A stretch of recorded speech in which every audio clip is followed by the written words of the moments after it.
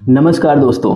आर्यों को लेकर हमारे देश में बहुत उत्सुकता रहती है कि आर्य कौन हैं, कहां से आए हैं इत्यादि।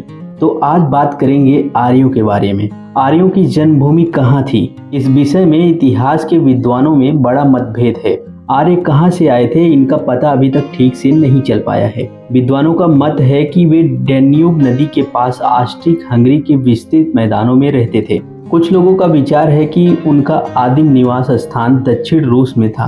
बहुत से विद्वान यह मत रखते हैं कि आर्य मध्य एशिया के मैदानी भागों में रहते थे, फिर वहां से वे दूसरी जगह पे फैले। और कुछ लोगों का यह मानना है कि आर्य लोग भारत के आदिम निवासी थे और यहीं से वह संसार के अन्य भागों में फैले। फिर भी अधिकांश विद्वानों का मत है कि आर्य लोग मध्य एशिया के मैदानी भागों में रहते थे। उनके इधर उधर फैल जाने का कारण उनका चारागाह की तलाश करना माना जाता है। आर्य लोग देखने में लंबे चौड़े और गोरे रंग के थे।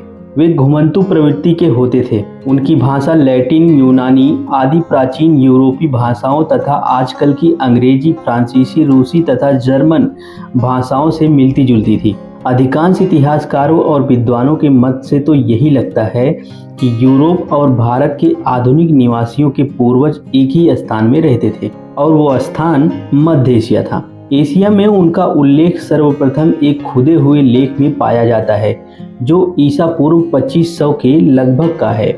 घोड़ों की सौदागरी करने के लिए वे मध्य एशिया से एशियाई कोचक में आए, जहां आकर कोचक और मेसोपोटामिया को जीतकर उन्होंने अपना राज्य स्थापित किया। बेबीलोनिया जो इराक में है, उनके इतिहास में आर्य मितन्नी नाम से प्रसिद्ध है। उनके राजाओं के नाम आर्यों के नामों से मिलते जुलते हैं। बोगाज कोई में पाए हुए और तेल एल अमराना के लेखों में ये सिद्ध होता है कि ये लोग आर्यों के जैसे सूर्य, वरुण, इंद्र तथा मरुत की पूजा करते थे। उनके देवताओं के सूर्यम और मरुतश संस्कृत के शब्द सूर्य तथा मरुत ही है।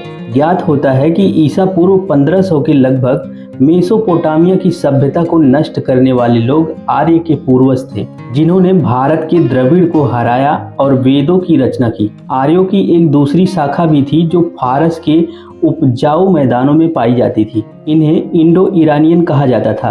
पहले इन्हें दोनों दलों के बीच कोई स्पष्ट अंतर नहीं दिखता था, जैसे वे एक ही देवताओं को पूजते थे।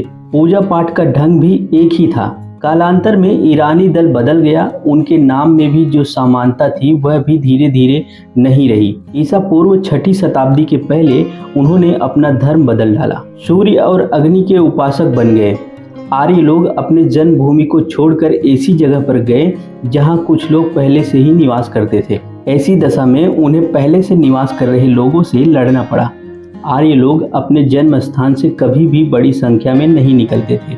वह टुकड़ों में बट के ही इधर उधर जाते थे, पर जहां भी जाते थे उनका द्वंद्व पहले से रह रहे लोगों से होता था। कहीं कहीं जो अनार्य थे उन्होंने आर्यों की तरह भाषा को तो अपनाया ही, साथ साथ उनके देवी देवताओं को भी पूजने लगे। पर अधिकांश जगह यही हुआ कि आर्यों ने अपने जमीन और संपत्ति को छीनकर उन्हें अपनी प्रजा में शामिल कर लिया। आर्यों के बाहर निकलने का समय ठीक तौर पर निश्चित नहीं किया जा सकता, परंतु विद्वानों का अनुमान है कि यह घटना 3000 ईसा पूर्व से पहले की नहीं है। तो ये थी आर्यों के बारे में संक्षिप्त जानकारी।